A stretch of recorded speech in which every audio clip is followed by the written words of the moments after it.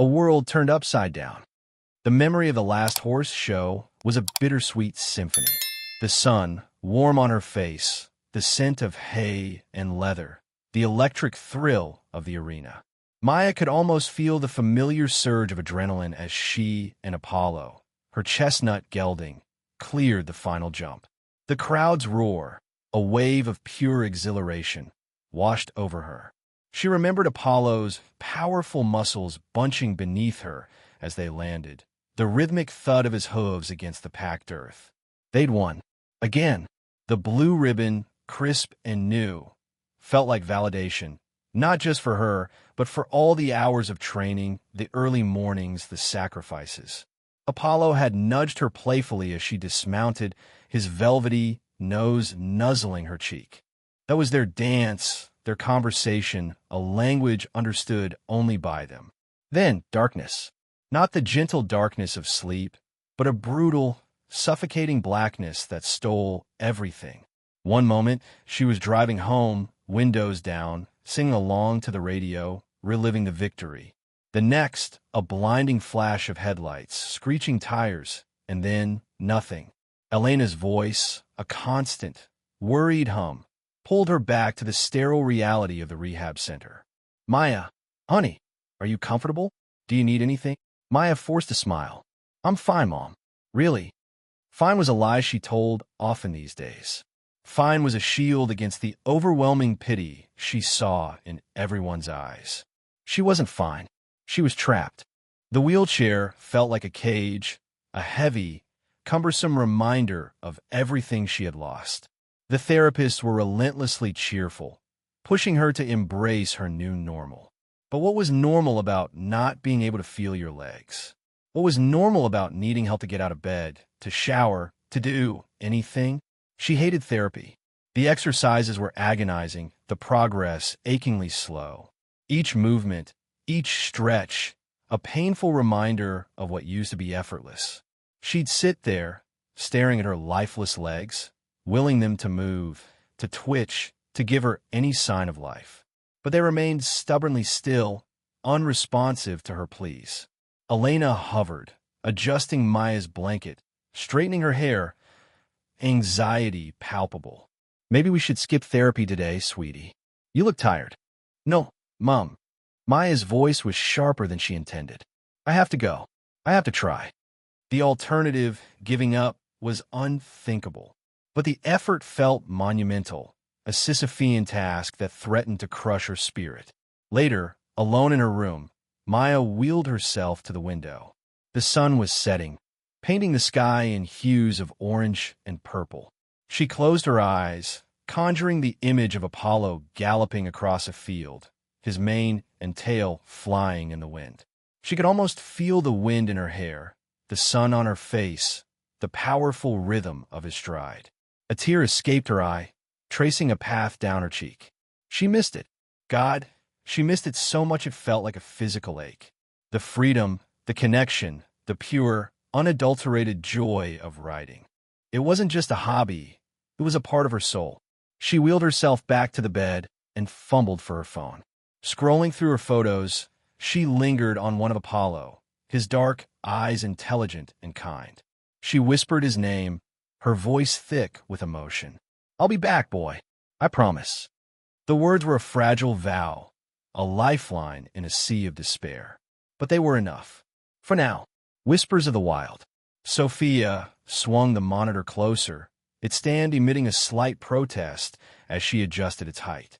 All right, Maya, today we're shaking things up. Maya swiveled in her chair, a question etched on her face. Shaking things up how? The predictable routine of stretches, resistance bands, and meticulously measured movements that defined her physical therapy had become a well-worn path, necessary but familiar. I've unearthed something intriguing, Sophia announced, a glint in her dark eyes. A visual stimulus, perhaps, to jumpstart those dormant muscles. Maya chuckled wryly. Visual stimulus? You mean like posters of peak performance? Sophia grinned, shaking her head. Think Untamed. A tap of her fingers and the screen burst into life, revealing a sweeping, sun-kissed prairie. A torrent of horses surged across the land, their flowing manes and tails whipping in the wind. A golden haze of dust swirled around them, catching the light. Maya inhaled sharply. Mustangs. The word was a mere breath. Precisely, Sophia replied, her voice softening. I've been delving into the therapeutic potential of observing animals in their natural habitats. Specifically, the profound effect wild horses can exert on individuals rediscovering their bodies. Rediscovering? Maya echoed, captivated by the spectacle. Consider it, Sophia urged. They're the embodiment of liberty, fortitude, resilience, everything you're striving to reclaim. Their motion, their raw power, it can resonate deeply, even unconsciously. The camera homed in on a solitary stallion. Dark bay, nearly ebony, adorned with a starburst blaze. His movements were a symphony of wild elegance, muscles playing beneath a sleek coat. He wasn't the largest, but an indomitable spirit blazed within him. This one's called Spirit, Sophia murmured. He's known for his free-spirited nature. Maya was utterly transfixed. Spirit, a whirlwind of muscle and defiance, wove through the herd, his eyes gleaming with untamed intelligence. A primal, unbridled beauty emanated from him, striking a chord within her. A feeling she hadn't experienced in what seemed like an eternity. The vibrant palette of the vista, the thunder of hooves, the sheer, unadulterated energy of the horses, it was a revitalizing jolt. He's breathtaking, she whispered. He is, Sophia affirmed, her smile radiant. I've curated hours of footage, diverse herds, terrains, and seasons. We can immerse ourselves in their world during our sessions. See if it ignites something within. As the display continued, a serene quiet descended upon Maya. The persistent ache in her legs seemed to recede, the frustration of her restrictions fading into the periphery. She was no longer solely Maya Rodriguez, bound to a wheelchair. For a fleeting moment, she galloped alongside Spirit across the vast expanse, feeling the wind whip through her hair, the pulse of the earth beneath her imaginary hooves. Later that evening, after Sophia's departure, Maya gravitated back to her laptop. Yet, instead of succumbing to the usual social media scroll, she typed Mustangs into the search bar. She greedily devoured articles chronicling their origins, their ecological niche, the trials they faced. She acquainted herself with the Bureau of Land Management's contentious roundups, their dwindling populations, the crusade to safeguard these magnificent creatures. The more she unearthed, the more profound her connection became. It transcended mere aesthetics or freedom. It was about their defiant fight for existence, their stubbornness in the face of hardship, their primal essence, their refusal to be subdued. She stumbled upon a website dedicated to Spirit's band. Volunteers meticulously documented their travels, cataloged their familial interactions, and zealously defended their grazing territories. A tapestry of images, videos, and narratives breathed life into each horse, revealing their individual personalities. Maya whiled away the hours, her heart brimming with a blend of admiration and concern. A fierce longing to contribute, to advocate for these voiceless beings, to protect their autonomy, to secure their future, ignited within her. She closed her laptop, a newfound resolve hardening her features. The path ahead remained arduous, the challenges formidable. But now, her motivation stretched beyond mere physical rehabilitation. She possessed spirit, and the whispers of the wild beckoning to her very core. Rodeo dreams. The flyer was plastered on the bakery window, next to Mrs. Henderson's prize-winning blueberry pie announcement. Dust Devil Rodeo, this Saturday, featuring Meet the Mustangs. See rescued wild horses up close, pony rides for the little ones, barbecue, and more. The image beneath showed a bucking bronco silhouetted against a fiery sunset. Maya stopped her wheelchair, the whirring momentarily interrupting the morning's quiet. Dust Devil Rodeo. She hadn't been to one since before. Her fingers tightened on the joystick. Meet the Mustangs. The words resonated, a low hum vibrating in her chest. "Elena, look," she called, her voice a little too loud, a little too eager. Elena, who'd been examining the price of sourdough, turned, a furrow forming between her brows. She scanned the flyer, her expression softening as it landed on the Meet the Mustang section. "Oh, that's nice." Nice wasn't the word Maya was looking for. "Elena, we have to go." The softness vanished. Elena's hand went to her throat, a nervous habit. "Maya, honey, I don't know, but the Mustangs. They're rescuing them, and we can see them. Remember how much I always wanted to see a real Mustang up close." Her voice rose again, betraying her excitement. Elena sighed, the sound heavy with reluctance. "I know, Carino, but think about it. Crowds, the dust, the noise, it will be a lot." "I can handle it," Maya insisted, pushing forward a little. "I want to handle it. It's like a sign, Elena. A chance to be around horses again." Elena's eyes flickered down to Maya's hands, still gripping the joystick, knuckles white. She knew what this meant to her daughter, the ache that lived behind Maya's bright smiles. But the rodeo, it was a sensory overload even for someone without mobility issues. The thought of navigating the crowds, the unpredictable terrain, the stairs, it tightened her chest.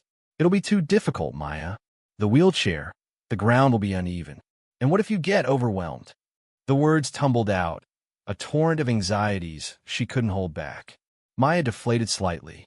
She knew Elena was only trying to protect her, but it felt like a cage, built of good intentions, but still a cage nonetheless.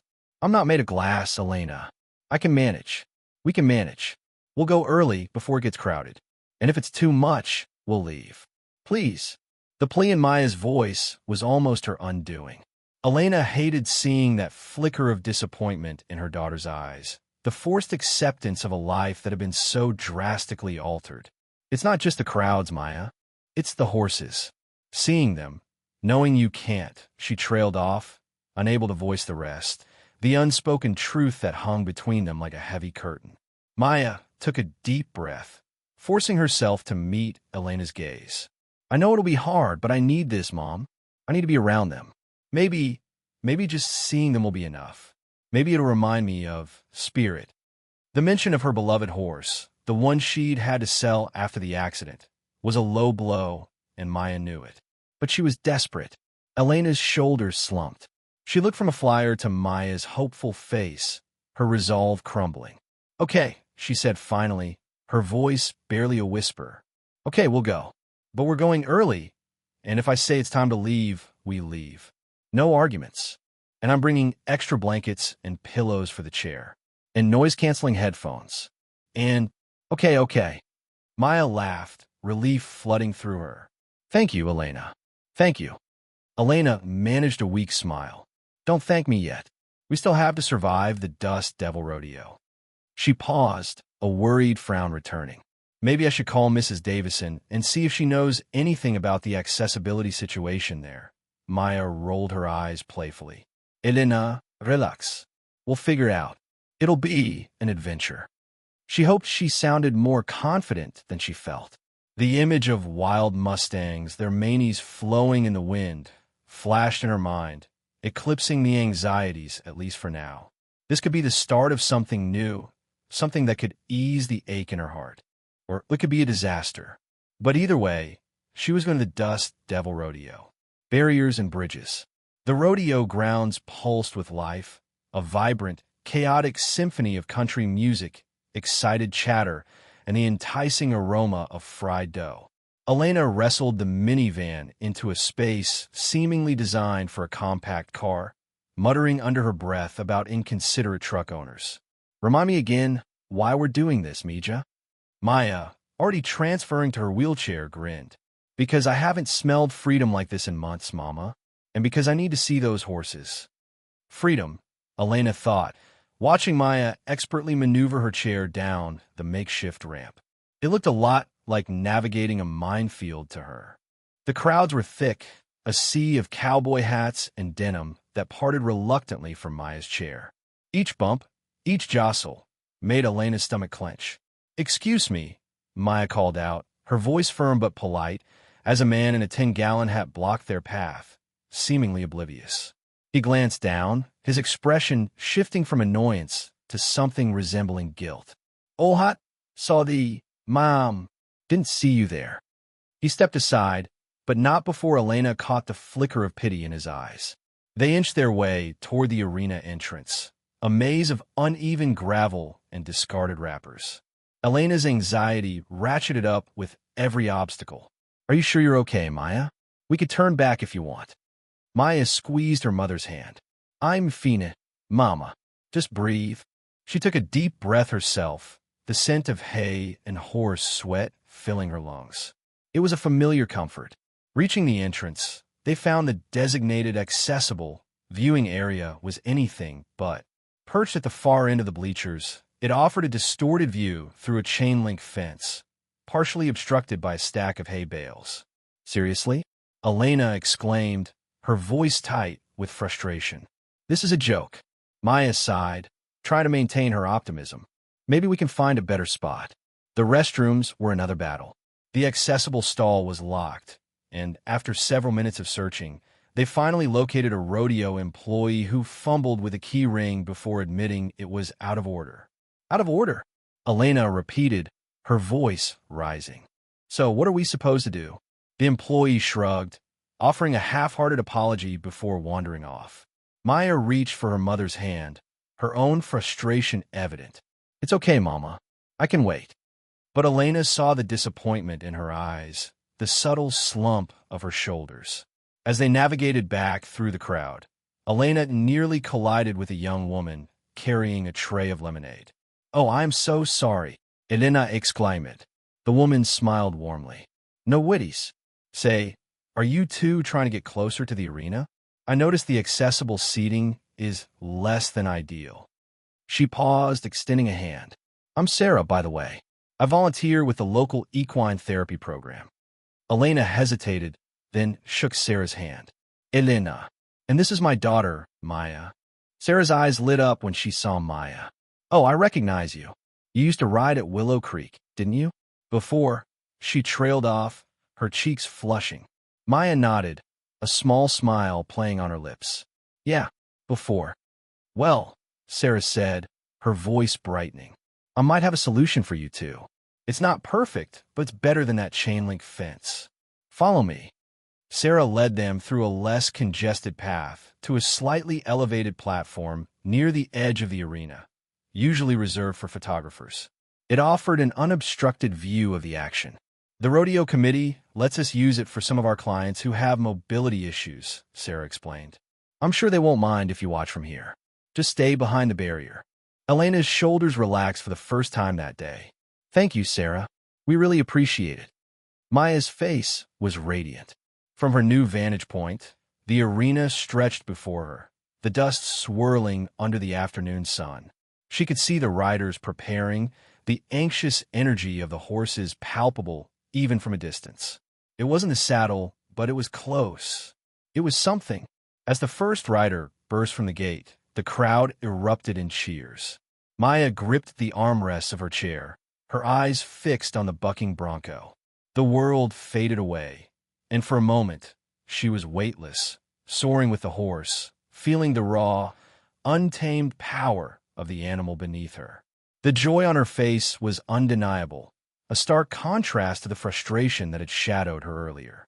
Elena watched her daughter, her heart aching and swelling with a complicated mix of love, pride, and a fierce, protective anger at the barriers that still stood in their way. But for now, in this moment, there was a bridge. The untamed spirit. Dust devils danced around the enclosure, a miniature reflection of the tempest churning within Maya. Spirit. The very word was a forbidden sweetness, a taste of liberty she'd been denying herself. He was magnificent.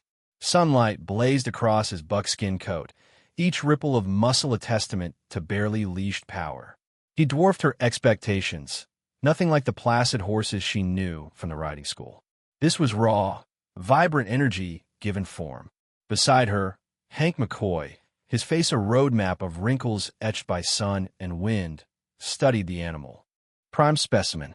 Haven't seen a Mustang with that kind of fire in years. Maya merely nodded, transfixed. He roamed the confines, obsidian eyes flicking nervously from corner to corner. Unlike the other Mustangs, a huddled, anxious mass of muted browns and grays, Spirit stood apart, an emblem of solitary defiance. Two cowboys entered, ropes looped in their calloused hands. One, thick-bodied with a walrus mustache, moved with practiced ease. The other, younger and wiry, shared the same flinty gaze. Maya steeled herself. The breaking was about to begin. The larger man initiated, approaching Spirit with what he likely believed was a calming gait.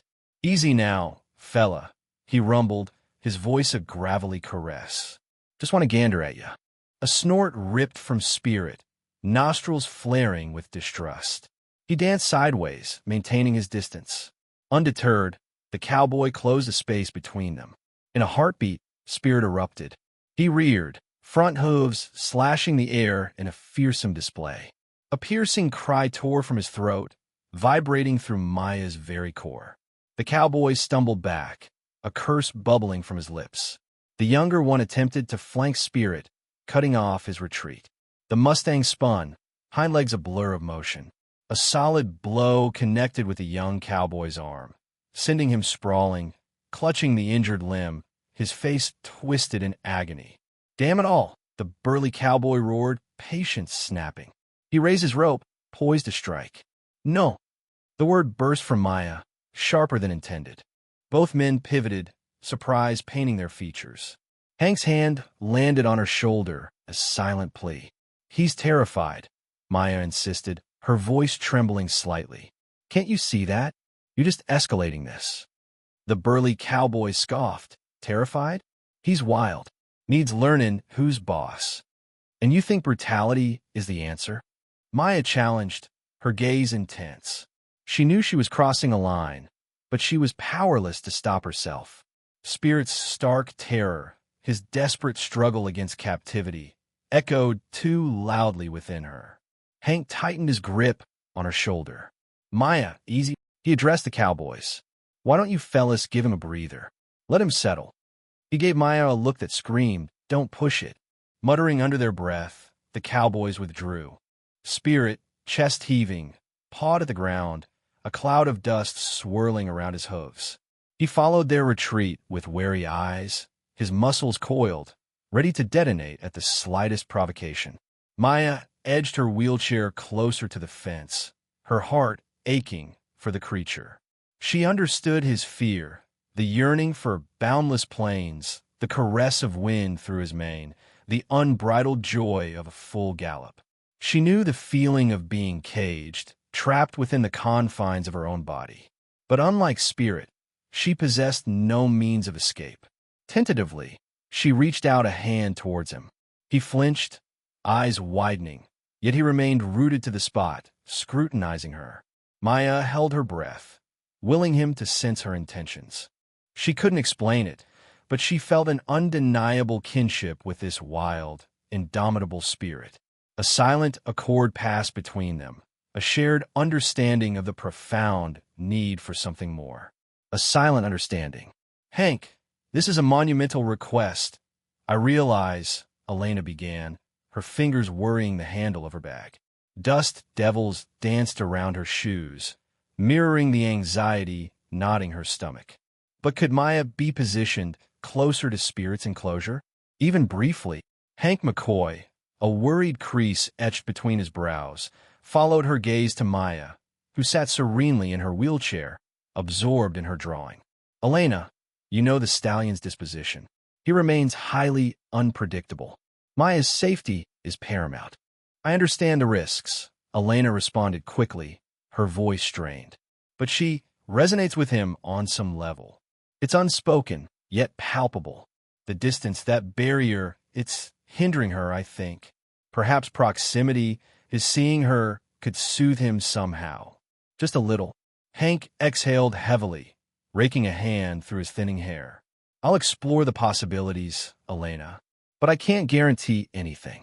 We'll need to bolster the enclosure, and I'll need to be present throughout." Relief illuminated Elena's face. "Thank you, Hank. I appreciate it more than words can say." Inside the temporary pen, Spirit was a tempest of raw power. His hooves churned the earth, sending up miniature clouds of dust.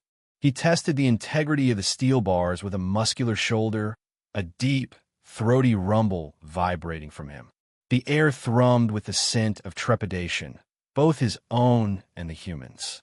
Vivid memories flashed, boundless plains, wind whipping through his mane, the earth trembling beneath his herd's collective stride.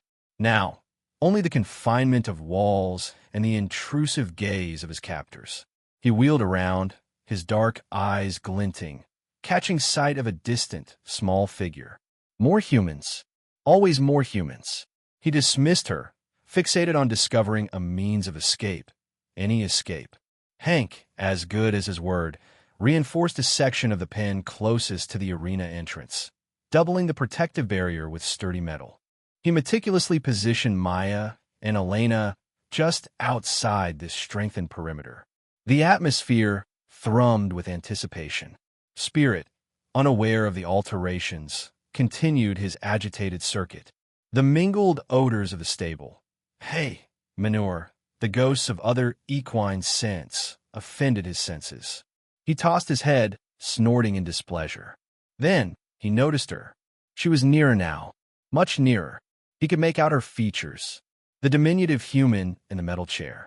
He halted abruptly, his ears flicking. He lowered his head, scrutinizing her intently. Her hands rested motionless in her lap, the sketchbook unnoticed. Her gaze was unwavering, direct, and something more elusive, something undefinable. He detected no pity, no fear in her eyes, only comprehension. Her scent drifted to him, a delicate floral fragrance interwoven with the clean, earthy essence of the outdoors. He recognized the scent of horses clinging to her clothes, a familiar and grounding aroma within this disquieting setting. He took a tentative step toward the fencing, his muscles still coiled, poised to flee. He noted her legs were still, inert beneath a blanket. His own legs ached from his ceaseless unrest. He ceased his pacing. The frenetic energy that had gripped him began to ebb, supplanted by a peculiar sensation of tranquility. Not tranquility exactly, more akin to recognition, a shared acknowledgement of restriction, of imposed limitations.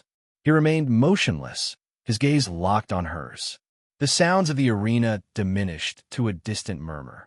The cries of the handlers, the neighing of other horses, the indistinct drone of the audience, all faded into insignificance. Only him and her, two beings separated by a barrier, yet tethered by an invisible thread of shared experience. Maya remained still and silent. She simply held his gaze, her expression composed. The sketchpad lay forgotten. A faint, almost imperceptible smile graced her lips. She understood, somehow, that he understood. A silent pact had formed between them. An apple of trust. The smell of sawdust and horse sweat hung heavy in the air, a scent Maya usually found comforting. Today, it was laced with a sharp undercurrent of fear. Spirit was restless, his powerful muscles bunching and releasing under his sweat-darkened coat. He paced the perimeter of his temporary pen, a contained storm of raw energy. The rodeo staff kept their distance, their faces grim. "Easy, boy," Maya murmured, her voice a low, steady counterpoint to the stallion's agitated snorts. She held the apple out in her palm, its shiny red skin reflecting the harsh arena lights. "It's okay. Just an apple." She spoke to him as she would to any frightened animal, her voice a soothing balm. "I know it's not home. It's loud and strange. I get it. Being stuck someplace you don't want to be. I know what that feels like, Spirit." She paused, the unspoken words hanging in the air between them. The loss of her ability to ride, the forced confinement of her wheelchair. She pushed the sadness away, focusing on the horse. "Just trust me," she whispered, offering the apple again. "I'm not going to hurt you." A grizzled man in a worn Stetson pushed through the small crowd of onlookers. "Kid, I gotta warn you. That horse is unpredictable. He's liable to take your whole arm off." He spat a stream of tobacco juice into the dust. "Best stay back now." Another voice, younger, but equally concerned, chimed in. He's right, Maya. We don't want you getting hurt. Let us handle it.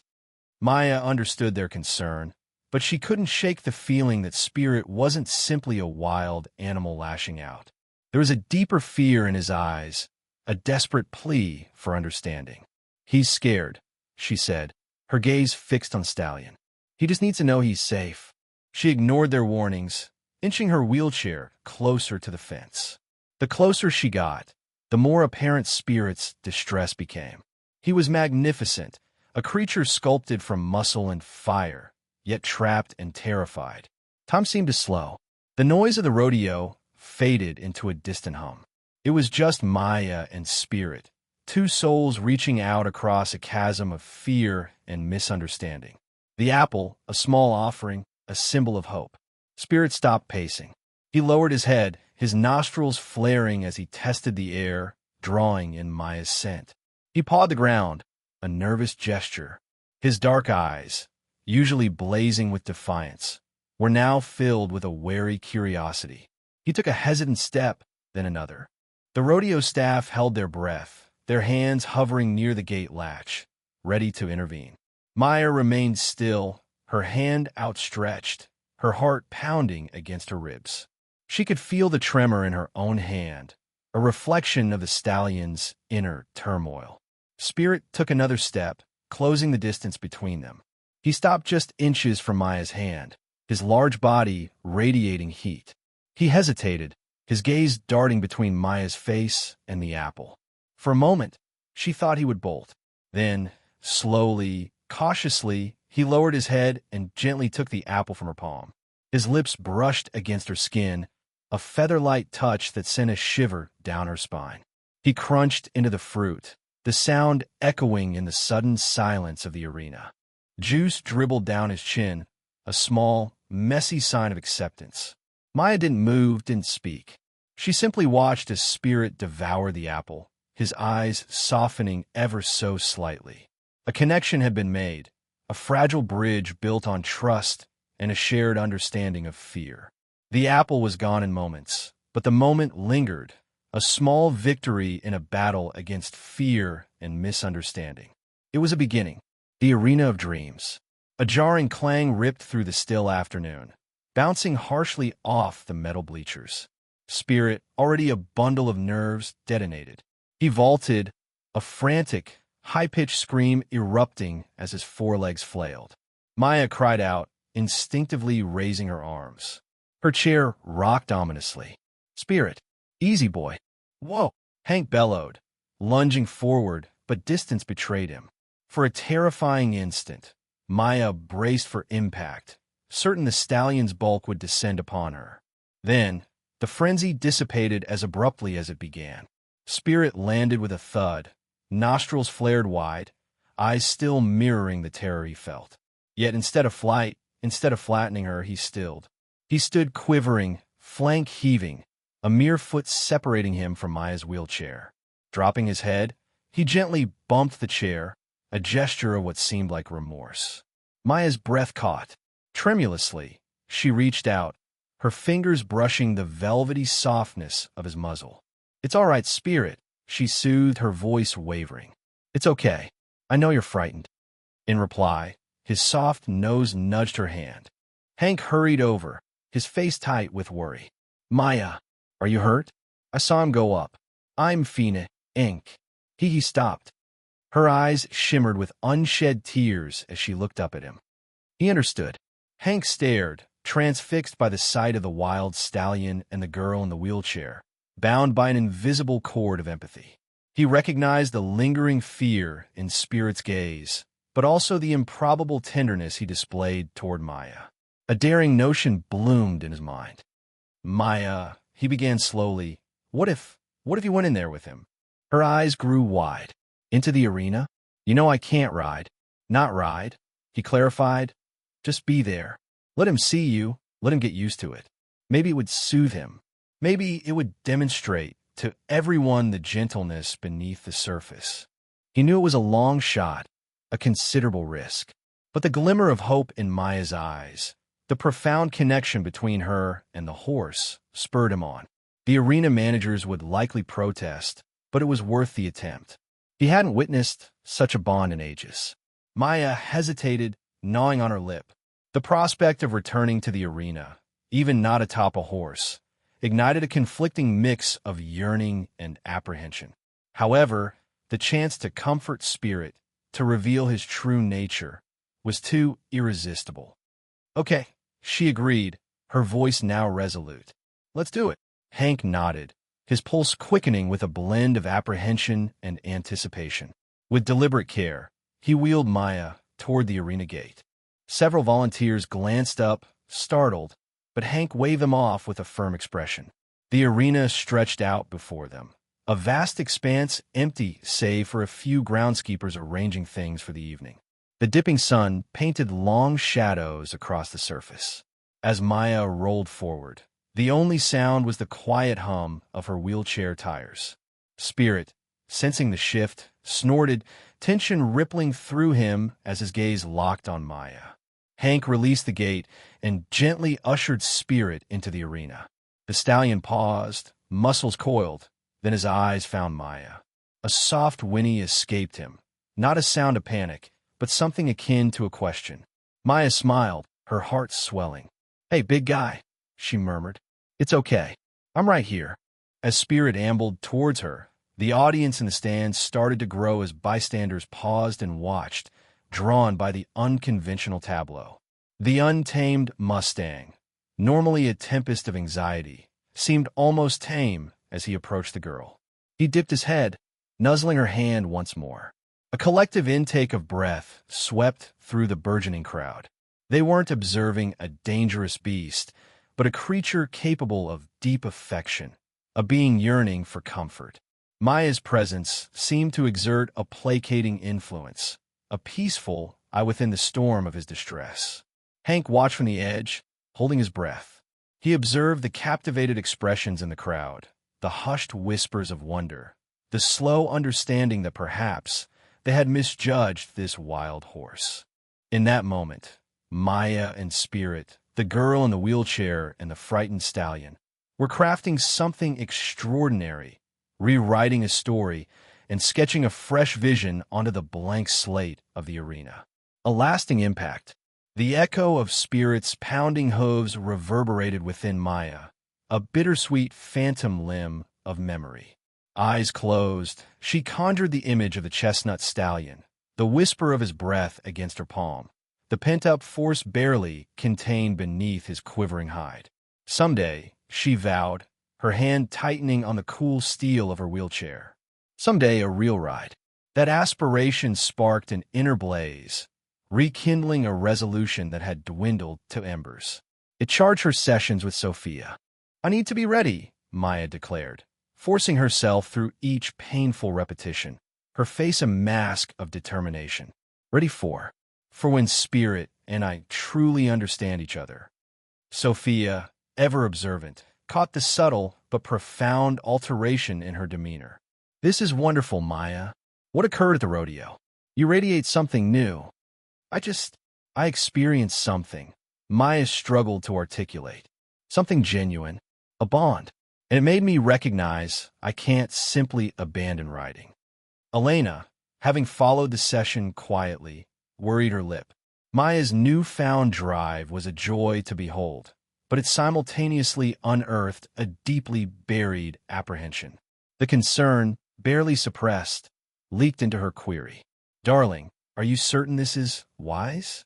I wouldn't want you to set yourself up for disappointment." Maya propelled her chair towards her mother, grasping her hand. "Mom, I know you fret, but I require this. It's more than horsemanship. It's about reclaiming my vitality." Days after the rodeo, the arena still throbbed with residual energy. Hank McCoy, a man known for taciturnity, now navigated a deluge of inquiries from the media and local organizations. Spirit, once a pariah, had become an emblem. Yet, the real impact wasn't the spectacle, but rather Maya's quiet fortitude and the palpable synergy between the girl and the magnificent animal.